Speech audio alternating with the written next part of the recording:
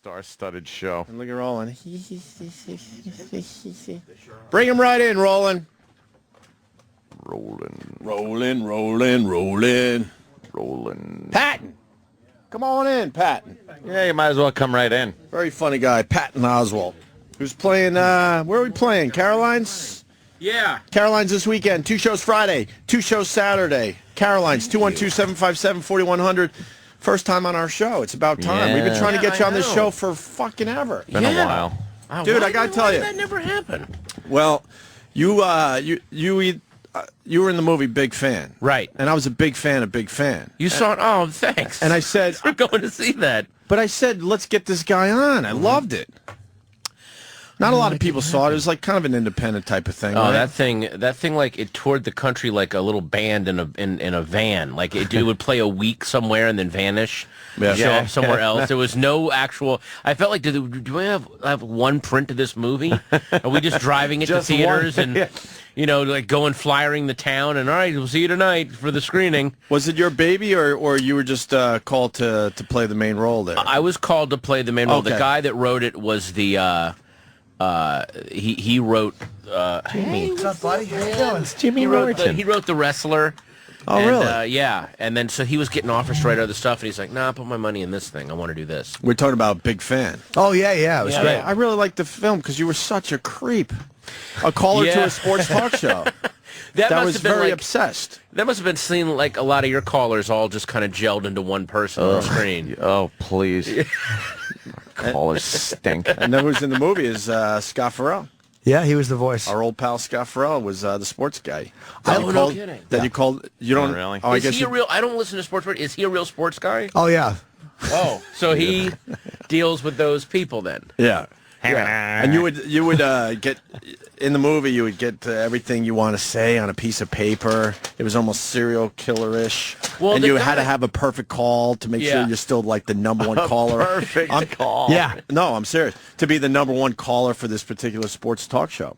You guys must get calls where you figure out halfway through that, oh, this guy wrote all this down. He's clearly reading. Oh, sure. A little we would love manifesto. that if people wrote something down. We get people that don't even know they're on the air. Right. Like, what? Right. Huh? Yeah, but What are you guys doing? Yeah, well, you're on the air. No, say what you want to. Me? Yes, you. But they learn from us because we don't write anything. So Yeah. That's true. Why You are we haven't written expecting anything more down from either. them? True. Apparently, the guy that wrote Big Fan said he would listen to sports radio and hear these callers, and the minute they would hang up, in his mind he would go, "Okay, what's that guy doing right now? Like, now that his call is done, how does he fill the next 23 hours and 57 minutes? Right. What does he do?" And then that's where the movie. because came you out. can't really call more than once usually. Yeah. It really is interesting, too, because I used to listen, we were off the air for a couple of years. I would ride around, look at prostitutes, and listen to Beningo at night. That's what I would do, hours of sports radio, just to forget that I wasn't on radio anymore. Yeah. And the same people, night after night after like 3 o'clock in the morning, and they're calling up making these fucking, who gives a shit points about, the Mets, the middle relief. Thanks for the call. It's like, why would you give a fuck? Meanwhile, those prostitutes, the same bald guy in the car every night. I come down here, I'm right down here, and the same guy. It's really weird, man. And I think he's got the windows up. He's clearly listening to something in there. I don't know what. Just come out and say hi to me. He just stares. It's really weird. What a creep. I should write a movie about that guy. Jimmy's best story. That's a great point. You got to tell Patton. We've told it on the air a few times, but your best prostitution story is when they took your glasses. Was it they? Was it? I was looking at trannies. Right. You got to tell Patton. No, she. Respect. It was Such an amazing story. I would ride around looking at trannies, and I was looking at one, and I wasn't going to buy. I just kept stopping. I was wearing glasses back then because I had an eye infection. Right. Many years ago, I was living in Jersey, and I stopped, and the tranny walked over and snatched my glasses off and said, "For wasting my time," and walked away. And I'm literally sitting there in my car, and I can see maybe from here to Ope. I am completely fucking blind. Wow. And a cop was riding by, and I actually high beamed and flashed the cop, and I'm like, he came over, and I'm like, she took my glasses, And he's like, what the fuck are you doing here? That's a guy. And I had to pretend I didn't know. I'm like, really? Oh, See, I didn't have my glasses on. yeah. Did you like affect a Kansas accent? I'm just visiting this city, and this real tall woman come up with big forearms and grabbed my specs off of my face. I'm just going to ask for directions. Yeah, I think the Jersey plates gave it away. Oh, Wow. So you can literally say a hooker took my glasses. Oh, yeah. I can certainly say that. So you never have gotten off the playground. They're either taking your lunch money or your glasses. It just never ends. My dignity, my no herpes status. Sorry, they took my lunch money, my no herpes status. These bullies are really rough. We're being bullied. I had a hooker pop my fucking, take my key out of my ignition one time. We were stopped. How do you let them reach into the car this far? She was in the car. Oh, she was in the... Oh, wow. Jesus, Anthony. Silly me. I assumed Every once in a while Yeah. he would That it was invite one outside. inside. No, I was giving her a ride. Like I would give them a ride. This before I was really dating a lot in New York and getting whores. I was giving her a ride, and I would see if I could finagle anything. And this one, I was like, I'm just giving you a ride. And we stopped at the stop sign. And reached over marketplace in Bangladesh. and fucking popped out my keys. Said, you got to give me 20.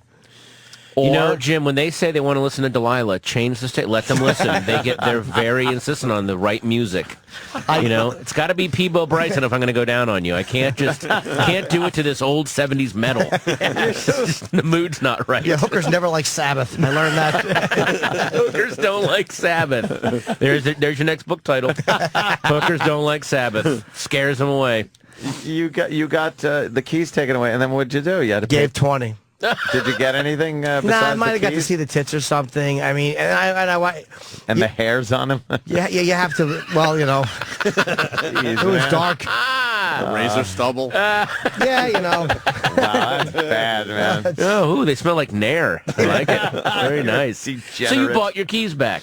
I really did. But you learn if you don't do that, there's going to be a problem. It's like you have to. I got to ask you, why did you invite this female, male, woman? No, this thing, was whatever? a woman.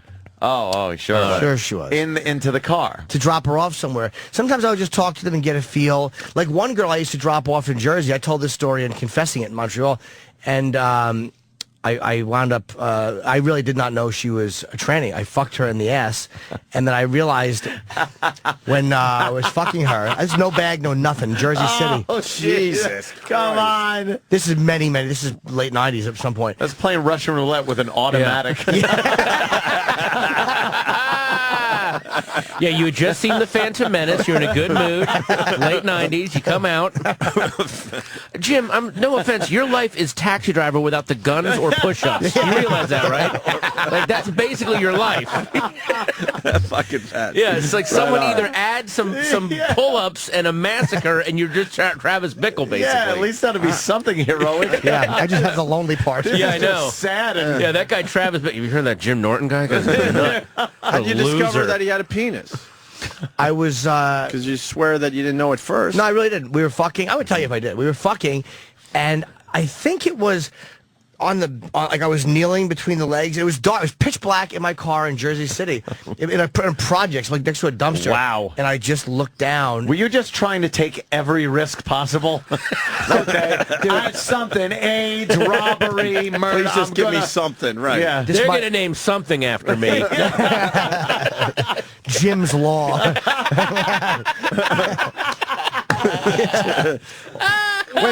Wait, stack them up. Hey, what happened to that guy? He suddenly lost a lot of weight. He got Norton. It's really weird. He went Norton, man. You know what happens? These guys, they get. Oh, it's really weird. Terrible. Could you pile them all up again? It was Jersey City. That was Jersey No City. bag. Projects, No bag. pitch black. Projects. Pitch dark. Tranny. Yeah, I lived in North Brunswick at the time. Jesus. My parents and I was driving, Holy and I forget shit. how it happened. I think she just flagged me down and asked for a ride, like a legit ride. She's like, "I'm going back to Jersey," and so my Jersey place. I would Little help. Little help here. Need a ride. Who's got a ride for an old showgirl? Fucking hands. There's Wow. There's no way I'd pick anybody up if they needed a ride. What were you doing? Come on Looking for now. prostitutes. Oh, okay. I was looking at hookers. What do you think I was doing? It was 3 in the morning. I lived with my mom and dad. You seem to window shop a lot. Yeah, I did. That's most of my addiction was just looking. It was a weird just ritual. looking. Yeah. Oh, really? Ritualistic. I would only pick them up if they got it on the right side. Like if they looked it on the right side, I would stop. It was like all these things to keep the ritual going and not act out on it. Right side. Yeah. Yeah. I love that you managed to work obsessive compulsive disorder into your hooker habits. Into this horribly dangerous situation. Again, I just can't. I can't even think that the hookers started to talk about you like, oh, there's that right side guy. Yeah, go to the Here left. comes here comes the right side guy. Don't go the other way. You know how he is. They do recognize you after a while, and at times they'll heckle you, like they'll yell things. I got yelled at because literally I would never stop. Heckled on the road.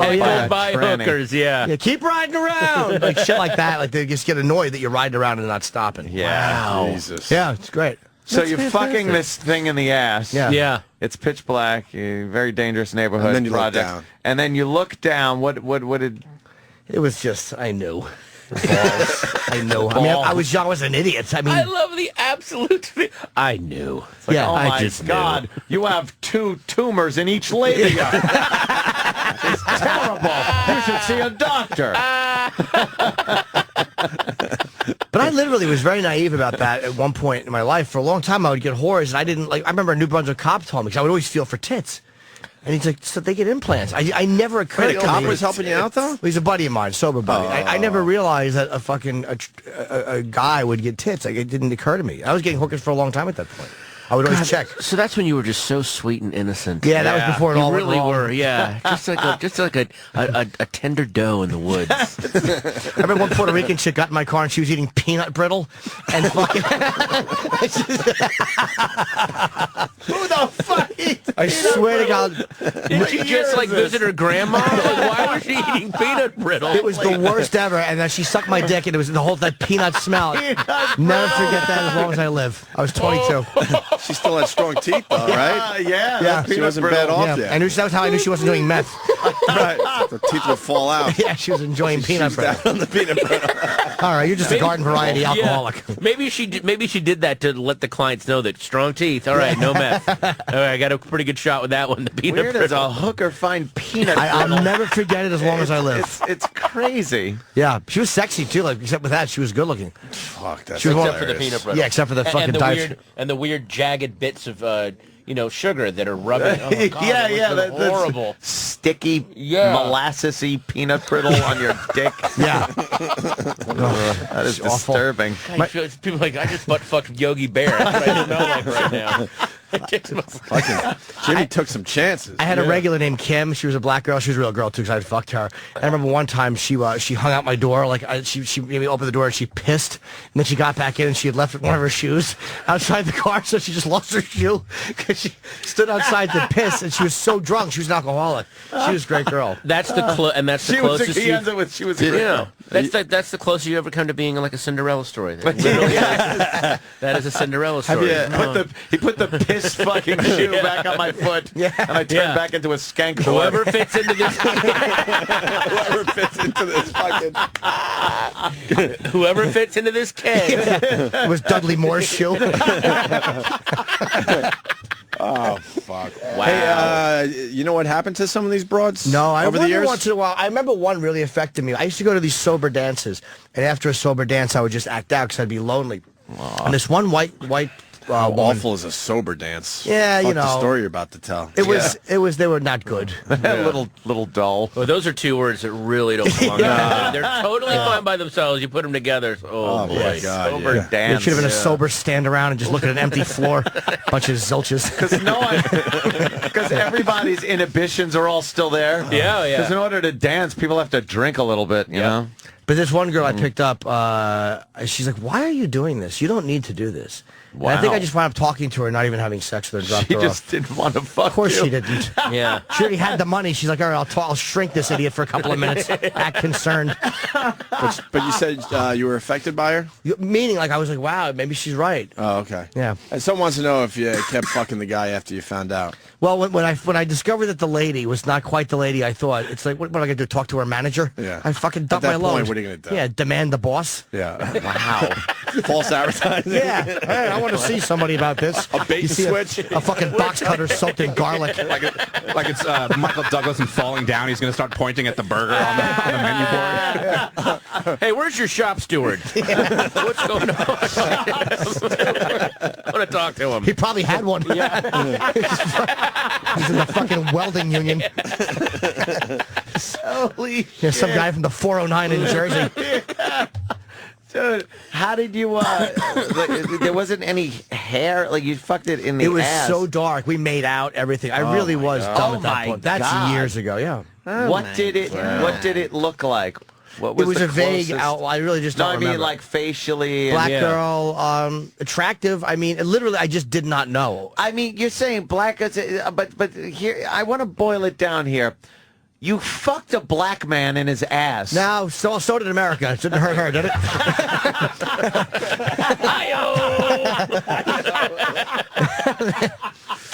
But like he was really clearly like close shaved, clean shaved. Oh, no. I really didn't know. I would tell you this many years later that if I knew. I really didn't know until I saw that, and I was already in mid-fuck. It's easy, but a lot of times people get fooled, man. I was a little more naive back then. And that hooker turned out to be Danny Glover. Let's bring him in. A little surprise for you, Jim. A little reunion. I was researching a role.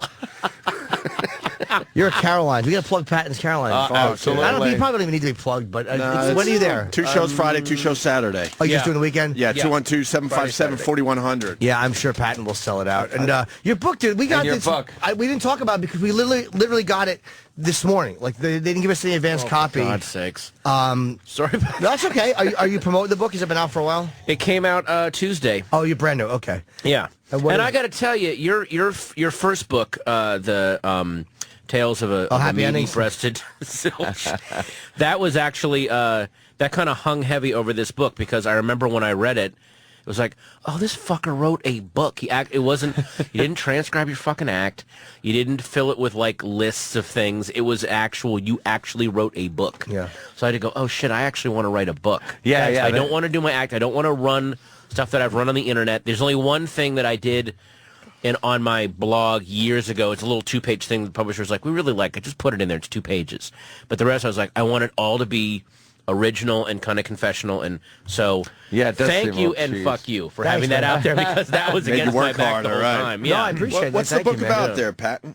It's basically, it's my autobiography done out of order as a series of comedic essays about things, about working the road, and then my first job before I even realized I wanted to be a comedian, and then when I was really young, building snow forts. And so I tried to like nail exactly what my point of view in life was at that time. So just embrace how completely ignorant I was about certain things, and then you just sort of, even as you keep getting smarter and smarter, there's still just shit you absolutely don't understand. Yeah. So I just want to, because I just think that's what, nothing is funnier to me than people who think that, all right, I get the deal now, and you look at them like, oh God, they have like decades of shit to learn. They're so Before you even not get done. close. Yeah, they don't see the next subway train that's going to run them over. Yeah. And they, oh, okay, I don't. Really I know stopped shit, listening after Snow Forts. Oh, really? Yeah, because I fucking loved Snow Forts. Yeah. That was. I just remember that was a You big brought deal. me back, man. Yeah, that was a big deal about growing up. So I did this whole thing of, there's a chapter called We're Playing Snow Fort, but you realize that I'm watching my friends' parents. We lived in the suburbs, but there was a lot of like kind of 70s divorce / alcoholism / swinging going on. Where was And the suburbs of? Sterling, Virginia, Okay. Northern Virginia. Wow. But I'm looking at it through my 8-9-year-old eyes, and I don't quite know what, like, if you read it, you'll go, oh, I see what he's looking at, but I have no idea. I think it's all some kind of wonderful adventure. Oh, yeah, and, yeah. wow, the parents are really friendly with each other. So, When did you realize it was swinging? Like, were your parents involved in it? No, that's the thing that I actually appreciate about my parents. My parents were so square and boring and kind of just, let's go to soccer practice and bedtime at 9. And my friends' parents would let them smoke weed and go to concerts and stay out late. So I craved getting out and variety and having kind of a weird artistic life. And my friends, even though their parents were fun, their parents were also kind of scary because they would just, I couldn't pay the mortgage this month, but hey, those belly dancing lessons were fun, weren't they, that we took for no reason? So they grew up all wanting to be totally like married and kids and everything is completely reliable. So they're still nice people, but they're not, they never got out and kind of wandered because they craved normalcy. Wow, yeah. And because you had so much normalcy, you went the other way. Yeah, exactly. Because I just knew, my parents are okay. They'll be fine. They'll be there. My other friends are like, I don't know what the hell my parents are doing. They're, my dad's moving out. There was all this weirdness. So they have become. That was my growing up, though. I was the one with the crazy family. Oh, really? That's true. But then he also became a crazy alcoholic. So there goes that. Oh, yeah. Yeah, exactly. So, boom. I just blew my theory. I went right into it. Right. Yeah. I took up where it left off. Really? I am the sequel. Yeah, exactly. I'll take the baton from here. Oh, I got it, guys. You sit down. Watch this. Rotted liver part 2. Sorry, I don't mean that. Yeah. No, but please. Yeah. But no, like that just seems to me, from my experience, that's what happens to a lot of people. Yeah. When you see very normal, stable people, you go into their background, a lot of them come from really fucked up childhoods. Yeah, yeah. And they want that stability so bad. I just noticed that everyone I know is from a fucked up childhood. Yeah. Like, I don't know, especially How many people girls. escape that shit? Any girl that has come through my life at any point in my life have all been batshit crazy. Yeah. Just batshit crazy. And then I've been told that, well, that's the pond you're looking in. Yeah. I'm like, but that's the pond where the fish fuck really well. Who wants healthy fish in the pond? No. Oh, I know. Yeah. Hatred of a father builds a strong pelvis. Really does. There is some kind of those muscles in there. Boom, man. It's like I'm gonna powder this memory with my pussy lips. Oh fuck, man. Hey, by the way, Ratatouille is still on DVD. Great movie for the kids. Yes, check that out. That's right. You Holy had a shit, voice you in were that in one, huh? Yeah, I always love to throw that in after I've said the worst The possible worst, things most I can. heinous thing. Yeah. I don't know if you've ever gotten this, but I've gotten this a couple of times. Some guy told me, I saw this guy, and we were talking, he goes, dude, I saw an interview with Robin Williams, and he gave you props. I'm like, really? So, look, I'm human. So I went home and I watched Robin Williams on Charlie Rose. And with Charlie Rose. Yeah. And like 10 minutes into it, he's like, oh, yeah, and then there's comedians like Patton Oswalt, and he was really speaking very highly of it. Yeah. And I'm like, if that piece of shit guy mistook me, and I watched 45 more minutes, not one Norton mention. I've been confused for you a couple of times. I've had people say, Really? Patton, yeah, I honestly, it's like just people that don't know comedy that well. We don't look that similar, but I've had a couple of guys, that guy and another guy And the recently. guy you fucked in the ass. Yeah, that tranny. Yeah. Thanks, Spence. Yes. Well, Hey, by the way, my name's Patton Oswalt. yes. She thought I was Patton. She's like, I'm the king and I'm a queen.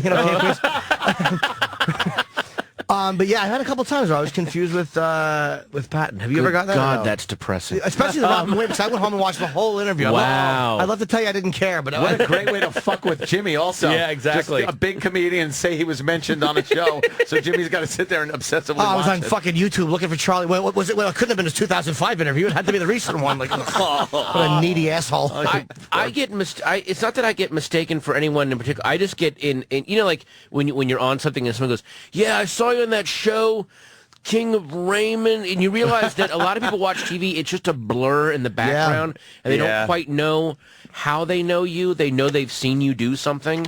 Like, I don't know because you show up on a lot of stuff, and so you must get, especially this last year with Bored to Death and Louis, which are very kind of, their shows kind of live in parallel universes. Did people ever get that messed up with you? Like, yeah, they know you from somewhere. I love this one too. I'm a big fan. Your name, like they I'm just a big fan. I've had that many times. Yeah. Yeah, they don't know your name. They just know that they've seen you on TV, and I never know what to say. If it's a hot chick, you tell her like, "Oh, yeah, I'm a comedian." Yeah. But when guys are like, "Where do I know you from?" I'm like, "Well, I come here often. I really do. I'm here a lot." And like, "Oh, all right." I never want to give them the. I'm on TV. Gives a fuck. Yeah, I know, exactly. Some guy in an elevator. Then if you go, yeah, I'm on TV. Okay, so what? Name some stuff. You're like, I don't. What, Yeah, what is this now? It Come turns into on, a man. quiz show for me. Get the fuck just out of here. Go to my IMDb. I met Mike Starr. You know Mike Starr? Oh yeah. We did an episode of Ed together many years ago, and like 2001, and I recognized him. And I'm like, I know you. I'm like, he's like, oh, okay. I'm like, what were you in? He goes, what, you want my resume? And I was like, I was so embarrassed. But it was an awkward question. He is one of those guys. He is in so much stuff. Yeah. That it is hard. I saw him in a Starbucks in L.A. and I had just rewatched Ed Wood, so I was lucky to go, oh, you're seeing an Ed Wood. He plays the exploitation filmmaker that hires I remember. Johnny. Hires him to do Glenn or Glenda, and he's so hilarious. He's like, they go, do you have a script yet? No, we got a poster, and it's a sex change thing. Those Okies out in the Midwest, they love that sex stuff. They get all, like, he's so hilarious. We already sold the Midwest. Yeah, we sold the whole Midwest. I got to get this movie made. Like, all he has is a poster for this shitty movie. Poster. Yeah. So it's just awesome. Yeah, Mike Starr is one of the, he's like J.T. Walsh had that kind of face where you know him and you see him in everything. Yeah. Most people didn't know the guy's name. He turns up in so much stuff. Mike Starr, wasn't he in Goodfellas? He was in Goodfellas. He was the guy, you're looking at him. Yeah. I'm the guy. I'm the commandant. I'm the midnight date man. Yeah. I've seen him in scenes with Nicholson, obviously with De Niro and Leo. It's like he's done scenes with fucking everything. That's right. He was in he's in Mad Dog and Glory, and him and David Caruso have a fight up in an apartment, and it's so funny because they're beating the shit out of each other, but they're also going, watch the glass, you asshole! Like, don't break this. It's this very realistic fist fight, the way that two guys would actually fight each other. Like, I can't. Fuck, it's such a good scene. God damn it! Yeah. Watch it. I just remember as they're I mean, they're really pummeling each other, but they're also like, there's glass there. Don't back me up against that. God damn it! Like it's when you fight with rules, guys are fighting with rules. That whole not the hair. God damn it! I hate to have to ask you, what's the title there? Zombie Spaceship Wasteland. That's my idea about how when you're starting off as trying to do something creative, especially if you were a geek like me, you have no fucking idea how the world works because you're just this young suburban smacked ass. So anything you start writing or making as a movie, you either have to do it, set it in a zombie world, out in space, or in a wasteland because you don't know how you got to wipe the world out first. Right, you can't. There's been because I don't know how to pay a utility bill or how the court system works yet. So or even how like fuck is that brilliant? So there's so many and if you notice a lot of people's first stuff, it's either they do some space opera or they do this zombie thing. Zombie is great. You're like, well, yeah, there's zombies, so there's no laws. You got to get a gun and a can of food. You don't have to know how shit works. That's your first thing that you do. You don't have to be able to you don't have to be able to interpret life and write about it or put it to film. Yeah. You just make it up because everything's gone. Brilliant. Yeah. Well, smart. Even even comedians have that thing. At least I did when you start off, you're so nervous and you're so insecure that what you do is if you watch comedians, especially my early stuff, all I'm doing is pointing out how stupid everything is and how I'm brilliant notice how dumb this is, and this guy's a fucking asshole, and this guy's an idiot. And then it takes you a while to get older to go, okay, here's some stupid shit I learned about myself. Like, here's how I'm a fucking idiot. But when you're young, you're too terrified to go up there and go, oh, here's a stupid thing I did. At least I was. You're afraid they won't relate to it. You figure they relate to... I found my first bit of press was my friend's brother wrote for a local paper, and it's a real cheese dick picture of me. And he's like, what are you talking about? I'm like, like game shows, things that really upset me. I was like, I should be fucking executed. Yeah, I have a comedian friend named Dave Anthony who said that you can tell like the young comedians because they're just angry at nothing. Yeah. They just think you're supposed to be angry. So like, what's the deal with toast? It's a fucking piece of bread, and then it's hot, and now it's crunchy. Bullshit. Like they're just like you literally have not done anything yet. You're grasping for things to be life. Angry. Yeah. Oh, so it's when you get older that you're scared enough to go, okay. Hey, listen to this stupid bullshit I did. You're not going to believe this. Yeah, you're not as afraid they're not going to. You kind of get a better sense they're going to relate just because they're people. And also, And you're confident. You're trying to be. You're trying to keep this image of that you're cool, and self-deprecation. You don't see that as being cool when you're younger. You see it as, I don't want to point this out myself. Perish the thought somebody else sees this. Yes. And there's nothing less funny than cool. That is the unfunniest thing on the planet is cool. Is somebody trying to be cool? Oh, God, it's painful. Rock star comedians are fucking horrendous. Oh, God. Because you're trapped. Once you establish that the whole thing is that I'm cool, you can never become vulnerable or go it's just. You're just fucked. People like that. We for years, like we would do the show and not point out when we fucked mistakes up. and stuff. Like we would fuck shit up and just have to stutter and kind of go and just move on to something else. And then when Jimmy came aboard on the show, came aboard. I say that. Believe me, I would fucking gut you like a lamb for that. But I said welcome aboard to somebody earlier today. Fucking horrible. But I meant it too. I wasn't even being ironic. I was like, really, welcome aboard. Yeah. It was a hallway thing. Well I witnessed. When Jimmy joined the program, join the team, man. He would point. He started pointing out the shit. Point out shit when we it was fuck so up. uncomfortable. I'm like, why are you doing that? But it became ended up so working. funny that you just can't wait. Turned out to be really sometimes important to the fuck up. success of the show. That's the shit people always remember, too. Because they go, I fuck up like that. And I try to hide it. Yeah. Right. So We you're all not only try to fucking hide up, the he's shit. calling you guys for hiding it, which made And then you're just like, oh, God, yes, I did that. Okay, I did it. That's what frees us as stand-ups, though. It's like when you're on, that's the hard part of acting is you can't call it out when it sucks. Right. With joke bombs, you can fucking just, you can do what you want and control it. Yeah. But when you're bombing in a scene and you're like terrible in this, it's fucking horrifying. It's really terrifying. Jimmy just, Can't by the way, pull covered out. his mouth when he said that. He goes, it's horrifying. You've been there. Heavens. Right. I actually will yell masher and hit the man. Breathe into a lilac-scented doily. Ooh. Have a touch of the vapors. Oh, my goodness. Ooh. Get me a cucumber sandwich, crust removed. Where are you going, Jimmy? He's got an LA trip. But why are you going to Arizona? I'm shooting something for the Tonight Show for this college thing, this college whatever College the big thing. game, BSU. It's the BCS championship. I don't know what that is. Is it like a bowl game, or those? Yeah, it's one of those big college bowl games. It's the game every year. So I'm shooting that Friday and Saturday, and then I go out Sunday, and then I just. What are you doing? Like the parking lot? I guess whatever because the game is Monday, so I think I just go on stage and pitch it tailgating and shit to Jay on Monday. Like I just throw it to him on Monday night. We're doing it Monday night. Where in Arizona will you be? I don't know. I land in Phoenix, but it's like 20 minutes from Phoenix, Glendale, I think. I could be wrong. Up like a place like Arizona, you could land at the airport and then it's 5 hours to go where you want to go. Arizona, it's a very beautiful state, but it's like you're living on a moon colony. Yeah. It's very modern and nice, but everything is so sunbaked. You're like, oh, did they terraform the moon? What the fuck am I doing here? So fucking true. We manufacture those. Yeah, and there's so many like preserved old people out there.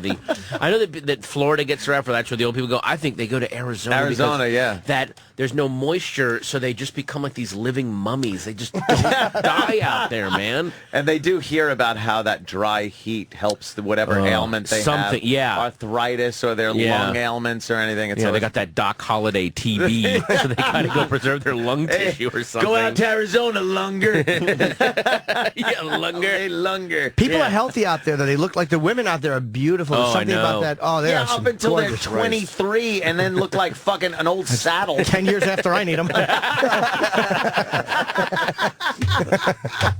Wow. That fucking, the sun will fuck women. Yeah. Like the worst part is the top of a woman's breast when she lives in a very sunny climate. It just becomes this leathery beef thing. jerky in a bra. Horrible. Yeah, it's horrid. Yeah, it looks like an old millionaire's desktop, like where he'd be signing checks. And it's his blotter. I will sign this check, and you'll never come to this estate again. Goodbye. I said good day, sir. Good day. And also, like the thing about like the Arizona, the one thing I like is, and you'll notice this when you're there. Well, no, it won't be that hot when you're there, but in the summertime, from like 11 a.m. till about 2:30, the city just shuts down. Everyone just goes inside. It's just too hot. And they either take a nap or they just do their shit inside. And everything kind of calms down. I like that. What do you think it is this time of year? Like 65, 70? It's gorgeous. It's gorgeous right now. Yeah. You're gonna be really happy. Yeah, I'm bringing a small coat. Nothing heavy. There are certain times of the year, and I'm always amazed that people actually live there. And even here in the Northeast, because we get some snow and some really brutally cold weather, and Buffalo like that, where if a probe was sent down, and it landed in the right place at the right season, people would, or whatever beings would be like, there's no fucking way there's life there. It's a wasteland. It's a wasteland of, because you think the whole planet is covered in ice. Yeah. It's 30 below zero. Let's write this one off. Yeah. Or it's 120 degrees. Yeah, it's a Nothing to hellhole. live here. Who's that? There's a comedian, Larry Ambrose, who said, I come from Buffalo, New York. They have 2 seasons, winter and July 8th. That's good. I love that line. And I've been in Buffalo. That is exactly what it's like. I lived there for 3 years. Oh, you lived? Wait a minute, you lived in The Buffalo. winters go on for fucking ever. And Yeah. it snows every day until that fucking lake freezes. And that lake affects everything is snow. frozen in ice, right? It's Everything. just frozen solid. I went through long johns because I would just wear them every fucking day to try to stay warm. Yeah. Do But you you have to- learned how to just adapt, and people know how to drive on ice and snow there. Yeah. It doesn't bother them at all. Is that where you at night you have to plug your car in or like plug to keep it Oh, from yeah, freezing? there's like a blanket you put over your engine Something, and plug it yeah. in so your oil doesn't Sure, yeah. freeze. Yeah, you can't really- I'm diesel not engines. kidding. They really do that. You can't really have an older car in Buffalo in the winter. No. Yeah. You're not going to get that thing started in the morning. But every morning you had to fucking brush off your car from the snow that came. And use that little de-icing spray for the lock Everything. sometimes. You had all that shit. You know, that's one thing about being, kind of successful in a way, growing up a little bit and having some disposable income. I don't have to hear anymore. Yeah. And that used to be a daily occurrence where you like pump the pedal twice on my old Chevy Nova or some shit and try to get that thing turned over. The days of an old fucking car. And then that distressing when it Thank finally God. just gets down to the grrr, grrr, click, Yeah. What about the click. Got cables. And also all those years of going in and negotiating with mechanics at some kind of sketchy garage. I'd look, how can we just keep this thing running? I'm telling you, when I was living in San Francisco, I had to just keep this old Jetta just moving so I could keep working. And I had this really nice mechanic, but it was always like, okay, can we, I have this much money, what can you fix that'll keep it going? I know this thing isn't working, and it was just, I always had a car in which I knew 3 or 4 things were just broken on, but he's like, you can still drive this without these things As working. long as it keeps moving, yeah. You step on the can't, no gas, more like- air, no more heat, but you can have these things, And now I just take my car to the dealer and go, make it run, fix. and I'll be back. Like I think it's still under warranty, sir. Yeah. You know what? I don't even, that's the one luxury that I do is I just make the thing go. Yeah. And then I just come back. Having money rules. Well, there is a certain rules. thing. And if you come from, shit and that kind of suburban. Like we all fucking- did. I mean, loading up, how many times I load my friends up in my horrid car looking for girls and just thinking there's going to be 6 girls for every degenerate I'm hauling around with me. Yeah. And like coming from that and being able to afford things is nice. I must admit. Oh, it's great. There's nothing wrong with money. There's nice. absolutely nothing wrong with I money. fucking love it, man. It doesn't buy happiness, but it sure can eliminate some sadness. Yeah. You can wipe some of that out. Yeah. Money can't buy you happiness.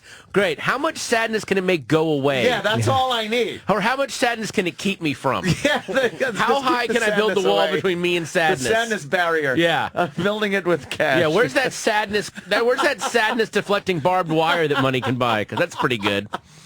Shit. True, man. When did you start? You're doing very well. I started probably maybe around 2001. I started doing okay, and then as years went on, I started. But I was about 11, 12 years in before I started doing decent. Not till the early aughts that I feel like I had actually some security because I'd incurred so many debts. Well. You incur so much debt getting there, and all the years that people just carried you. I was very determined to pay back debts, pay off credit cards, and so there were times like I was on TV for years and still lived in a very crappy apartment and drove a very old car and people would see you and go, you're on TV, you're rich. It's like, you don't really understand how it works. Really It actually takes you a while after being, I've had friends that are writers that they publish 5 books and they're still working day jobs. There's just no money in it for a long time. I had the same disillusionment with our own Greg Opie Hughes here because he had his own show on WBAB out on Long Island. Well, when I met Ann, I was already 10 years in. 10 years in the business. 10 fucking years in. He was doing 7 to midnight at BAB, and I used to come on every so often and, be a little guest, have some fun, shit like that. And I was under the impression that because he was on the radio, he was rich. And he has to be. He's on the radio. So we got to know each other a little more, and he goes, "Hey, you want to come over? Watch a fucking movie, hang out at the house, drink whatever beer." it was." Right. I'm like, cool, sounds good. So he's driving, and I'm like following my piece of shit work van. I was putting in air conditioning and heating duct work, and I'm following him, and we're going into Northport, which is a nice neighborhood in Long Island. So you're thinking maybe a beach house on the water? Beach house on the water. Sure. He makes the turn that is not the turn toward the nice houses. Not the turn you were expecting. He made that one turn in North Point where it's like, hey, wait a minute. This isn't that place. And we pull up in front of a house, and now I'm like, all right, well, this maybe, and I actually thought this, maybe this is his summer house. like this is just another one of his houses. And then it went from, that's his house to, wait a minute, it's only half his He's house. in an apartment right, in upstairs. a house. And I fucking went like, oh, no. And then he cooked you a piece of toast with a coat hanger over a hot plate. That's how it is. I remember, though, and I'm sure you remember this too, that first year that I broke double digits as a comedian, I made $11,000 Oh, wow. in 1992. I was living in San Francisco, and I got to the end of the year, and I had made $11,000 as a stand-up, and I was kind of arrogant about it. I was like, yeah, 11 grand. That's pretty good. Yeah. And again, I barely paid my rent. I would always eat at this place called La Cumbre. They had 75-cent burritos. And then anywhere that I worked, I would try to work open mics where if you bought one drink, you could eat at the buffet or just eat the bar food. And you had an attitude. And I kind of had a attitude like, hey, I'm 11 grand. I'm up in double digits now. It's doing pretty good. Yeah, truly, stuff's happening now. It's cruise road take 11 grand. And I was kind of puffing my chest out. Do you save your old I hope to double that. Well, that's what Patton's doing right now. Yeah, exactly. He's finally doubling that. Do you save your old? I have all my old calendars, like I have making $350 for the week. You hoarder. But I do hoard that stuff, like where I had my little organizer, and I would go to Wildwood. I would do a week in Wildwood, like 14 shows for $350, and then the second week you did there, you did $400 for 14 shows. Yeah. And I have all like if you look at my calendar, per show? No, for the whole week. And it looks like I'm some kind of weird like hoarder OCD guy because you're doing gigs and like you will go somewhere if there's something in the afternoon you'll do it. Yeah. You'll do clubs and every single night there's some one nighter where you're driving out and you basically make enough money to put the gas in that will get your car back. Shit.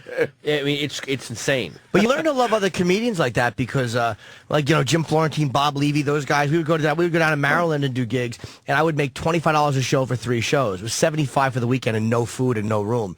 So those guys would buy me food and put me up. That's They nice. learn how to love other comics. Yeah. I've heard this story hundreds. Sounds like the Nom. Yeah, just keep your feet dry, Jim. I've heard that same story probably told 100 times at this point. Why is it legendary that you guys just didn't get fucking paid? I know the new guys, comedians, obviously. yeah. Because But guys that are pieces of shit. Yeah, but guys that especially are- back then, if you were also were these young, terrified smacked asses, we think that if we mouth off to one club owner, we won't work anywhere. You'll never work in this town again. So if they go, yeah, we'll give you a feature act, you can do and also they go, hey, you get to do half an hour, and you're like, ooh, Yeah. you get to do get half an to hour, work more. and we'll give you $25, and you never negotiate. You immediately. I remember when I was at Garvin's, they banned Dave Chappelle because he was the first guy to go, no, pay me what I'm worth. He wasn't even asking for crazy money. He was like 18 years old, just going, doing half an hour. Give me $50 a set. Like, get the fuck out of here. That was a good move by Garvin's. Yeah, that was great. Yeah. Now you get the hell out of here. But I still don't understand why they keep you guys You down. proud Mick bastard. Because they can. Because we do it because we love doing it. It's Yeah. disgusting. It is. though, man. But eventually, I if mean, you the Comedy Store to this day doesn't pay. Oh, those anybody. guys. Neither does the the Improv, neither none does of the city clubs do. No. Yeah, people don't know that out there. To headline Carolines or comics or It's different. Gotham obviously. is different. Of course. Yeah. But for spots, none. The Improv pays $7. Also, you remember you would do these one-nighters, and it was very clear that the guy that was booking the one-nighter, that booked you, went to this bar or restaurant or hotel lounge and said, yeah, I can book a comedy show for you guys. I'm going to need a budget of like $1,500. Yeah. And then he went to his 3 comics. All right, you get 15 to open, and you get 25 to feature, and you'll get 75 to headline. And then he's pocketing the rest. And you know that the gig will last probably 3 more weeks before they get hip to what he's doing. But at that point, he's already found another land. Like, that's how these guys would stay. They would just keep sharking around. And maybe Sharks, one headliner he trusted or whatever who would pick up the money. Like, we would always have to pick up the money for the book. Or one of the comedians that he knew wouldn't fucking tell the other comics how much he was making. Right. Wow. He'd be like, if he's paying out $300 and he's making $6. Yeah. Like, what a piece of shit. But he would trust the one guy to pick up his money. Uh-huh. It was really. But you learn. The guys that aren't willing to do that are the guys that are fucking long gone. It's like Right. the guys that weren't willing You to had to do play that. the game. You had to, but then Yeah. you make up for it in the end. You make up the money. Yeah, because also what you have is you have so much stage time that when you do start headlining, shit just doesn't phase you like it used to. Because you're like, oh, I've been through so much worse than this. You're doing it to go through all the shit, so that when you're headlining, you're not going to freak out and pee your pants and pull a Michael Richards and run off stage. Right. And it wasn't that I don't think Michael Richards is a racist. I think Michael Richards is a guy who didn't do a lot of stand-up, who got very successful on TV and is suddenly on stage and freaks out. And lost Couldn't handle a heckler. Couldn't handle a heckler. And if you listen to the guy that was heckling him, he sounded like a guy that could have easily been handled. Yeah. Right. You're like, oh, if you just talk to him a little bit, you want to go, oh, okay, cool. Right. Yeah, it's true. Yeah, it was a black table, obviously. And, as a comedian, it's like that's frustrating when they start heckling you. Sure. But he just snapped. Yeah. If they were a table of fat white women who would been like, you fat cunts! Like, he just dropped the A-bomb. It would have been cunts instead of... Yeah, of course exactly. it would have. Yeah. Listen, nigger, it was a cunt. He just dropped the A-bomb. Yeah. No matter what it was, he was going to go. He would go balls to out. the worst thing possible. Right. Yeah. Thank God it wasn't Dudley Moore. You brain cancer clubfoot. A lot of Dudley Moore. Yeah, a lot today, Dudley. Jim. I know. God rest his little short pudding-headed soul. I'm hearing that the Patton Oswalt shows are all sold out at Caroline's. Are they? Oh, of course. Oh, wow. they So you don't are. even have to be here. So thanks for coming in, Pat. Thanks for having me. No, I want to ask you about something I have not seen, but I hear about a lot. Why not? The Maynard documentary from the guy from Tool, of course. Yeah. That guy. You were part of that? Yeah, Maynard Keenan is great. Love Tool, by the way. I'm a big fan. Tool, Perfect Circle. Yep. And Pussified. Pussifer. Pussifer, that's right. Yeah. That's right. And he bought some old abandoned ghost town in Jerome, Arizona. And I think it used to be a silver mine, and he built a winery out there. He bought the whole town? I think he bought like a major part of the town because I think it was selling for nothing. Just sitting there, right. And he started a winery. And Did you lock the wines- Brady's in a jail cell? Trying to jump my claim. Look, I'm trying to grow grapes here, dang nabbit. Yeah, he became this insane prospector out in the desert. Last night I drew a woman in the sand and had relations with her. But he does this. He does a. It's called and they're called Merkin Vineyards, which I don't know if anyone knows what a Merkin is. Yeah, that's odd. And he does use amazing wines, and they're really fucking tasty wines. He's always been really into wines. Yeah. And what were you? Was it a documentary on the whole thing? Did a documentary about the thing, and he had like some of his friends come in and taste some of the stuff, and I came in and just gave him shit about the stuff. I visited the winery too. It's really cool. Yeah. He's this bald ex-Marine rock star out there, just with these barrels and just to here, taste this, and he's out there growing grapes in the desert. I didn't know he was an ex-Marine. Yeah, he was in he was in some kind of armed force. There's footage of him on stage, either with Tool or Perfect Circle, and some douchebag runs up, and Maynard. It's so amazing. He just flips the guy over his shoulder and slams him onto the ground, and then just keeps singing. It is such a fucking today. Bruce Willis in The Last Boy Scout, just bam, just shove it up into his head, clunk, and then just keep singing the song. It's like, damn, what a badass. I got to run. My flights. I have to.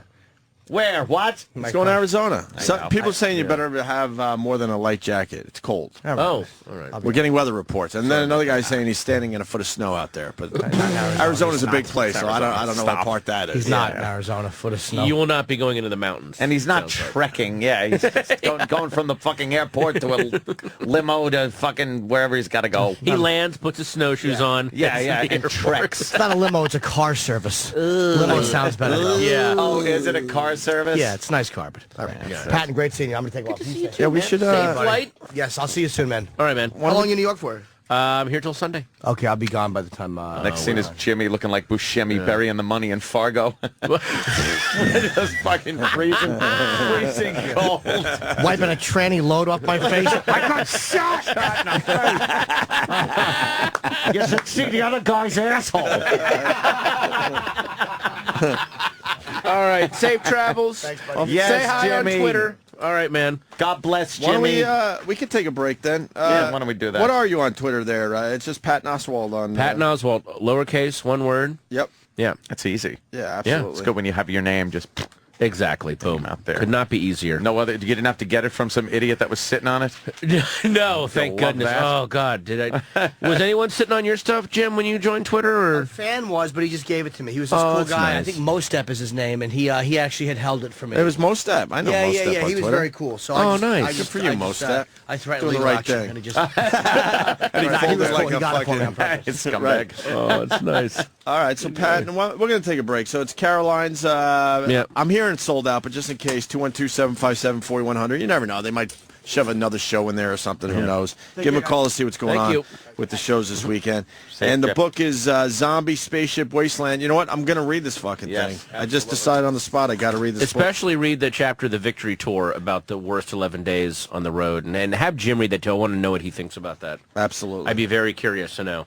And you got to come back and see us. Definitely. Next time I'm in New York. You had fun, right? I'm glad that I finally got We've been to do trying to this do show. this forever. And to your credit, people on Twitter will go, when are you doing Opie and Anthony?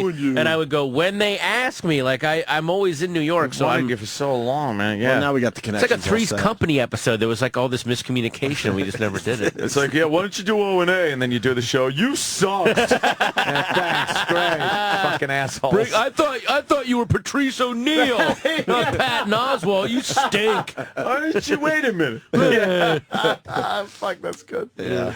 All right, guys. Yes, absolutely. Thank you. Thank you so Thank much. you. I'm off. You killed Yes. today, man. Thanks, it was man. That was terrific radio.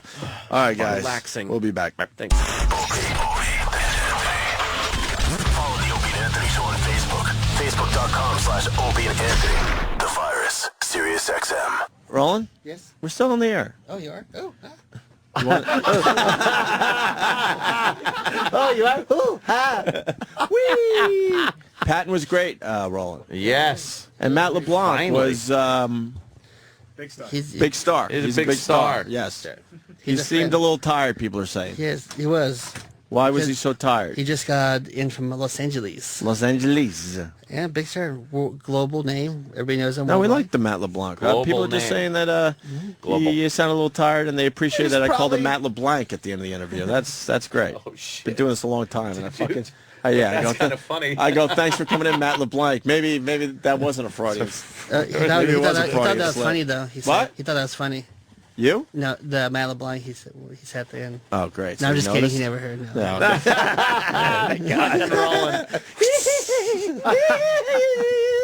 okay. What do we got for tomorrow's show? Jojo Rosa. Oh, Joey's coming in? That's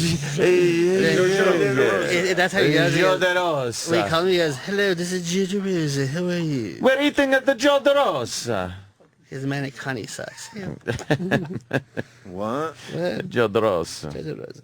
All right. What? All right. Fantastic. We're, All right, we're going to play this piece of production then. yes, let's hear this. And then we'll do something after that. Whatever that is, I don't know. Yeah. Oh, wait.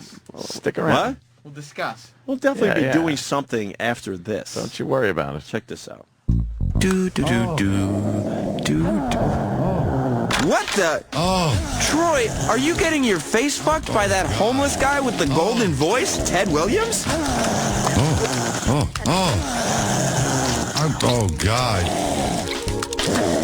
Oh, that's gross.